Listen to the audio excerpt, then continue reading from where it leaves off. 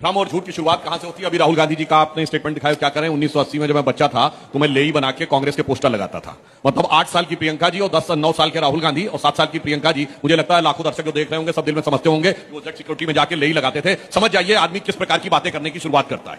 यही समझिए इन्होंने जाके क्या बोला था, मैंने अपनी दादी के जमाने से देखा है पीएमओ में जाकर किस प्रकार का डिस्क्रिमिनेशन होता था एससी और ओबीसी के साथ। भाई साहब, जब दादी जी की मृत्यु हुई तब आप 14 साल के थे।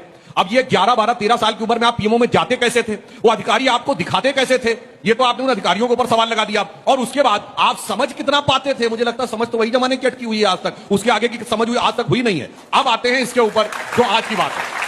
देखिए, राहुल गांधी जी ने ना समझी ने क्या काम किया कि एसआईआर का केस इतना स्ट्रांग कर दिया है कि यानी अब वो खुद कह रहे हैं कि अगर गड़बड़ हो दिखाई पड़ रही है तो भाई इसकी पूरी जांच होनी चाहिए। अब तो उनके साथ एसआईआर नहीं एनआरसी भी होना चाहिए। दूसरी बात मैं कर रहा हूं, यहां जितने लोग बैठे सबने कहा कि उन्होंने वोट डाला। जब आपने अपने डिटेल्स दिए होंगे तो उसमें एक लाइन होती है ना, मैं शपथ पूर्वक कहता हूं कि मेरे सारे तथ्य सही हैं, अन्यथा जिम्मेदारी मेरी होगी। बस इतना ही तो चुनाव आयोग कह रहा है कि भाई जो आप लिख के दे रहे हैं वो भी शपथ में लिख दीजिए। अगर ये सारे लोग लिख सकते हैं, लाखों दर्शक जो देख रहे हैं वो लिख के दे सकते हैं, तो राहुल गांधी मैं तो शहंशाह आलम वली अहद सल्तनत फर्जंद अंजुमन हूं, मैं थोड़ी लिख के दूंगा, मैंने तो कह दिया, बस उतना ही काफी होगा।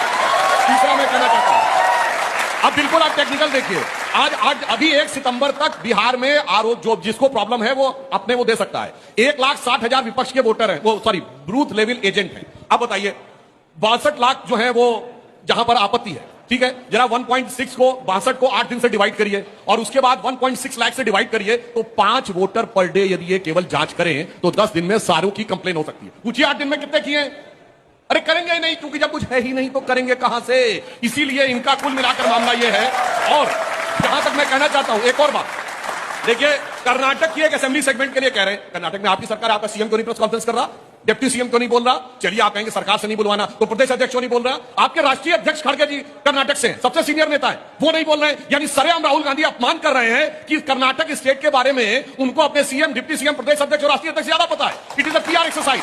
और लास्ट में मैं कहना चाहूंगा, अंजना जी जो आपने कहा कि वहम, अगर भ्रम उत्पन्न हो जाए, बिल्कुल भ्रम का इलाज तथ्यों से हो सकता है, मगर जिसको भ्रम कहां से उत्पन्न हो जाए? इन्हें सेना में भरोसा नहीं था, सर्जिकल स्ट्राइक के बाद इनको भ्रम था, बालाकोट के बाद इनको एयरफोर्स पे भ्रम था, इनको भ्रम था एलआईसी बर्बाद हो गया, LIC all time high profit में, एसबीआई बर्बाद हो गया, SBI all time high profit में, एचसीएल बर्बाद हो गया, एचसीएल के 14% को आगे, इनको वैक्सीन पे भ्रम था, इनको राम मंदिर के मुहूर्त पे भ्रम था। अरे भैया तेरे भ्रम का कौन क्या इलाज करेगा? और जब चुनाव आयोग कहता है कि भाई शपथ पत्र दे दो, तो जानते क्या होता है? जब वो ये कहते हैं कि मैं शपथ नहीं दूंगा, मैं पॉलिटिशियन हूं, मेरी बात मान ली जाए, तो उनके लिए एक लाइन कहना चाहूंगा। उनका चेहरा देख के मुझे लगता है कि वो पैरवी तो झूठ की करता चला गया, वो पैरवी तो झूठ की करता चला गया, बस उसका चेहरा उतरता चला गया।